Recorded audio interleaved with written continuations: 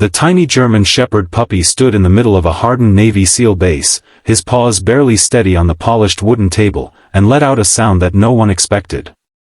It wasn't a bark. It wasn't a whine.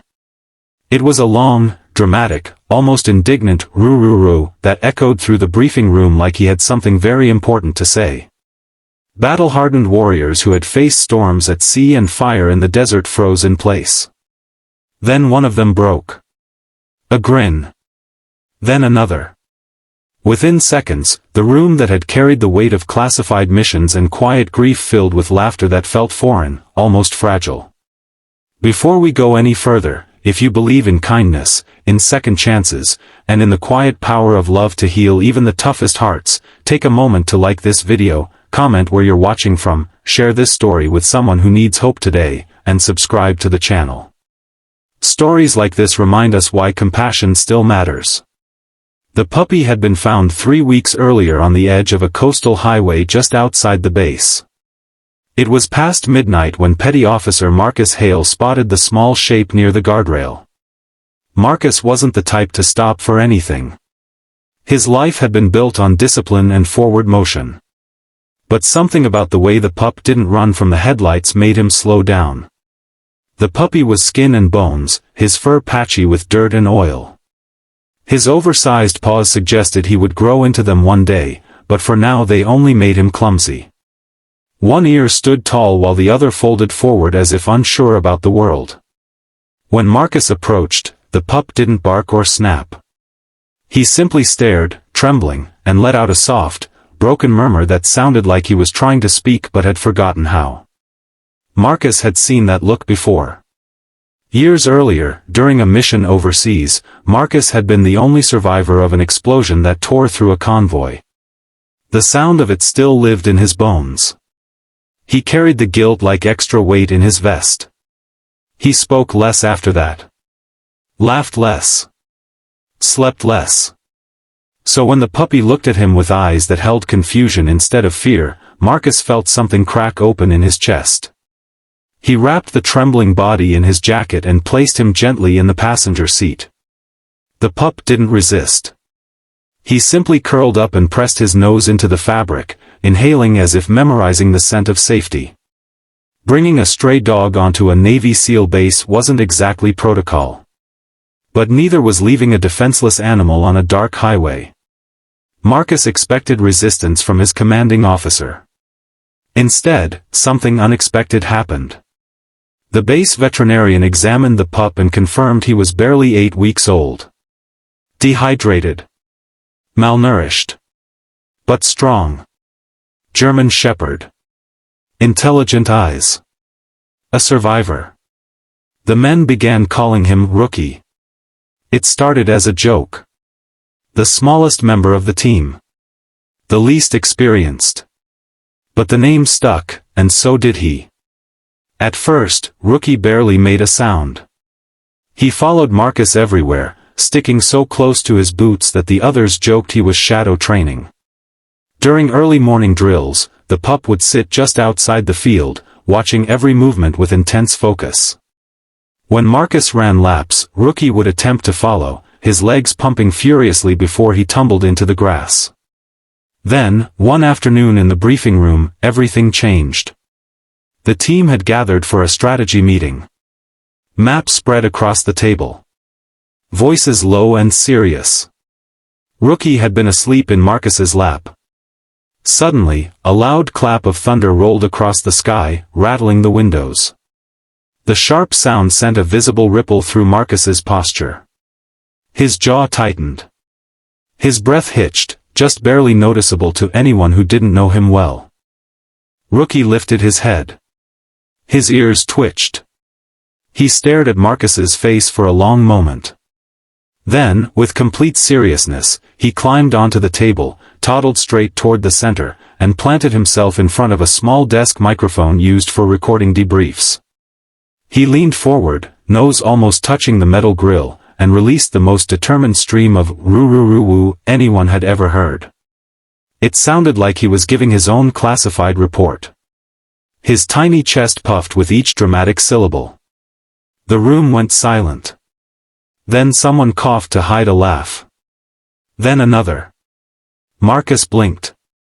Rookie paused, tilted his head, and let out another emphatic woo-woo, as if correcting them. And just like that, the tension shattered. Marcus felt something unfamiliar rising in his chest. Not the tight coil of anxiety. Not the heavy ache of memory. It was lighter. Warmer. It was laughter. Real laughter. The kind that shakes your shoulders and leaves your eyes damp for an entirely different reason.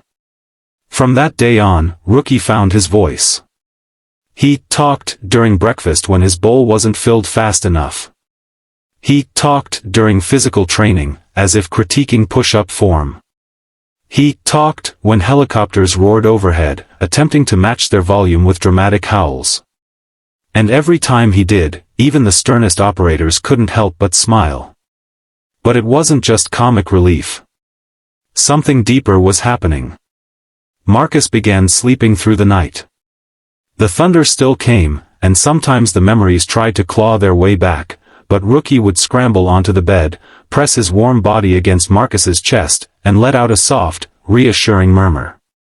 Not loud. Not dramatic. Just enough to say, "I'm here."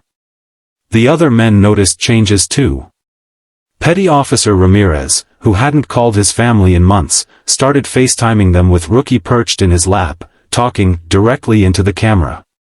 Chief Lawson, whose expression rarely shifted from stone, was once caught crouched on the floor, having a full conversation with the pup as if deciphering every roo and woo like it was code. The base felt different. Lighter. Then came the setback. One evening, during a routine training simulation involving loud explosive charges, Rookie slipped his leash. The blast echoed across the compound, and the puppy froze. His body dropped flat against the ground, shaking violently. The sound wasn't thunder this time. It was sharper. Closer to the memory of the highway, the fear, the unknown. Marcus reached him within seconds, kneeling in the dust. Rookie's talking was gone. His eyes were wide and distant. In that moment, Marcus understood something painful. Healing isn't a straight line. Not for soldiers.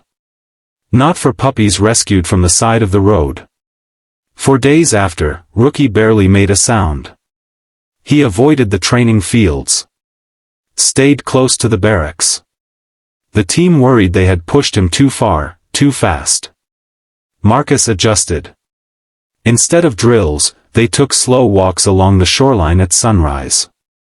The ocean breeze carried salt and calm. Marcus would sit in the sand, Rookie beside him, both staring at the horizon as waves rolled in steady, predictable rhythms.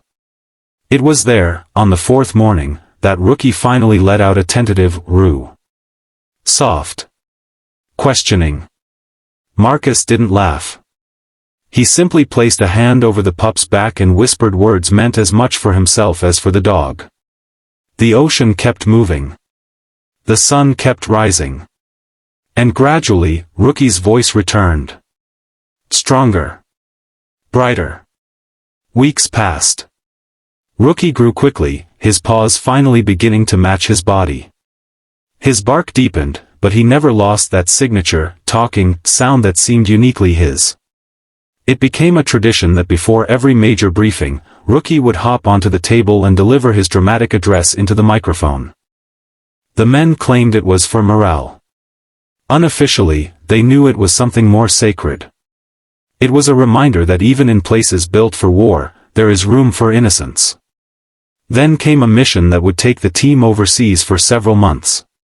Regulations wouldn't allow Rookie to deploy with them. The night before departure, the base was unusually quiet. Gear was packed. Helicopters prepped. Marcus sat on the floor of the barracks with Rookie's head resting on his knee. The pup seemed to sense the shift. He didn't talk. He simply stared up, eyes searching. When the morning came, Rookie did something unexpected. As the team assembled near the aircraft, he slipped from the handler's grip and ran straight toward the line of soldiers. He stopped in front of Marcus and released a long, unwavering "roo" that echoed across the tarmac. It wasn't playful. It wasn't dramatic. It was steady. Strong. The men stood frozen for a heartbeat. Then, almost instinctively, they echoed back soft imitations of his sound, a chorus of warriors answering their smallest teammate. Months later, when they returned, dusty and exhausted, Rookie was waiting. Bigger now. Healthier. The moment Marcus stepped off the transport, Rookie launched forward, paws slamming into his chest. And right there, in front of the entire unit, the German shepherd who once trembled on a highway gave the loudest, happiest "woo-roo-roo" anyone had ever heard.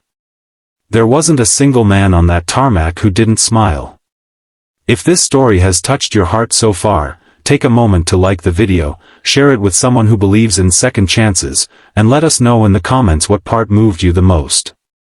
And before we close, please comment the word "hope" if you believe even the smallest voice can make the biggest difference. Rookie never became an official SEAL. He didn't need to. His mission was different. He reminded warriors that vulnerability is not weakness. That healing can have 4 paws and an uneven ear. That sometimes, the bravest thing you can do is keep talking, even after the world has tried to silence you. And somewhere inside a once silent briefing room, a microphone still waits on the table, just in case a German shepherd with something important to say decides to step up and remind everyone that courage doesn't always roar. Sometimes, it simply goes "roo."